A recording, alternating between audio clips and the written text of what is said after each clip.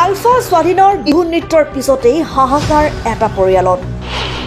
আলফা স্বাধীনৰ ভিডিঅ'ত বিহু গীত গোৱা যুৱক কোন?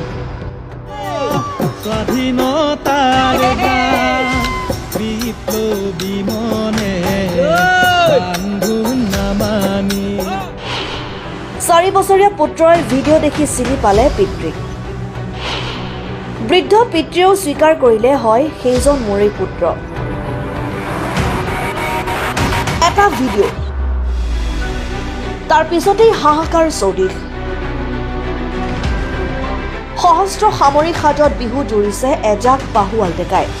কোনো এক মুকলি মঞ্চৰ পৰাই সমগ্ৰ অসমবাসীক ভোগালী বিহুৰ শুভেচ্ছা জনাই জুৰিছে আই বিহুৰে বতৰত মনত পৰে তোলৈ।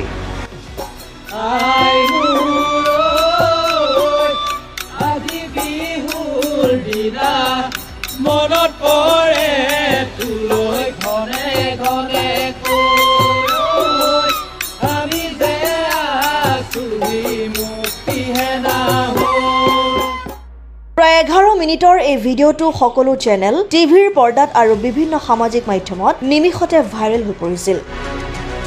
এয়া আন কোনো নাছিল, এয়া আছিল নিষিদ্ধ সংগঠন আলফা স্বাধীনৰ সহস্ৰ সংগ্ৰামী যোদ্ধাই ভোগালীৰ উপলক্ষে এজাক সফল ডেকাই মৰা হুঁচৰি। এতিয়া আহক মূল কথালৈ। আলফা স্বাধীনৰ শিবিৰত গীত পৰিৱেশন কৰা এই যুৱকজনক চিনাক্ত কৰিছে পৰিয়ালে। কাৰণ বাকী সকলোৰে মুখত মাস্ক আছিল যদিও গীত পৰিৱেশন কৰা আলফা স্বাধীনৰ এইজন কেডাৰৰ মুখত নাছিল মাস্ক। মোবাইলত আলফা স্বাধীনৰ এই কেডাৰজনক দেখি কান্দি উঠিছিল তেওঁৰ 4 বছৰীয়া পুত্ৰ, পত্নী আৰু পিতৃ-মাতৃয়ে।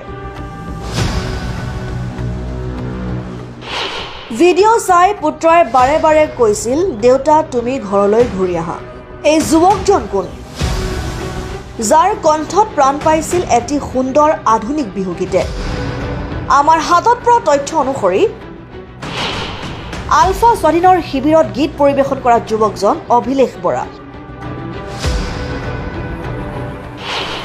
পত্নী পুত্ৰক এৰি এদিন সহস্ৰ সংগ্ৰামত জঁপিয়াই পৰিছিল ডিব্ৰুগড়ৰ অভিলেখ। অতি সুন্দৰ কণ্ঠস্বৰৰ গৰাকী আলফা স্বাধীনৰ কেডাৰ অভিলেখ বৰাক আলফালৈ যোৱাৰ আঁৰত আছে এক দীঘলীয়া কাহিনী। ইয়াৰ বাবে আপুনি আৰু মই উভতি যাব লাগিব 2022 চনৰ 5 মে'লৈ। আপুনি দেখা অভিলেখ বৰাৰ ঘৰ ডিব্ৰুগড় জিলাৰ তিনিঠেঙীয়া অঞ্চলৰ 2 নং চৰাইহাবি গাঁৱত। হঠাৎ সেই দিনটোতে বাহিৰত কিবা কাম আছে বুলি স্কুটিৰে ঘৰৰ পৰা ওলাই গৈছিল অভিলেখ বৰা। স্কুটিলৈ ওলাই যোৱা অভিলেখ পাইছিলগৈ আলফা স্বাধীনৰ শিবিৰ। অভিলেখে মুক্তি বাহিনীলৈ যোৱাৰ খবৰ শুনি হাহাকাৰ লাগিল পৰিয়ালত। ডিব্ৰুগড়ৰ মৰাণ মহাবিদ্যালয়ৰ পৰা বিজ্ঞান শাখাত স্নাতক ডিগ্ৰী লাভ কৰা অভিলেখ বৰা আছিল সুকণ্ঠৰ অধিকাৰী তথা এগৰাকী মঞ্চ শিল্পী। লগতে ৰাজ্যৰ বিভিন্ন মঞ্চত গীত পৰিৱেশনেৰে দৰ্শক শ্ৰোতাৰ হৃদয় জিনিবলৈ সক্ষম হৈছিল অভিলেখ বৰা। সেইজন অভিলেখ বৰাই গীত পৰিৱেশন কৰিছিল আলফা স্বাধীনৰ শিবিৰত। পুত্ৰক ভিডিঅ'ত প্ৰত্যক্ষ কৰি চকুত চকুলো পিতৃৰ। আলোচনাৰ পথলৈ পুত্ৰক ঘূৰি আহিবলৈ আহ্বান পিতৃৰ।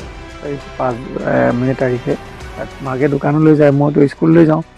মই স্কুললৈ গ'লোঁ, মাকক থ'বলৈ গ'ল আৰু যোৱাৰ আগতে সেই মোক পইচা 2000 খুজিছিল, মোবাইল এটা মেৰামতি কৰিব লাগে বুলি পেলাই। যি গ'ল আৰু পাছত গম পালোঁ যে মোবাইল চুইচ অফ আছে তাৰ।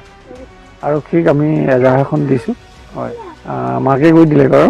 তাৰপাছতে মই যোৱাকালি গ'লোঁ, গৈ পেলাই একো সমাপ্ত পোৱা নাই বুলি ক'লে। স্কুটি এখন লৈ গ'ল, ভনীয়েকৰ স্কুটি এখন এণ্ট্ৰক্স এখন লৈ তেওঁ ঘৰৰ পৰা ওলাই গৈছে।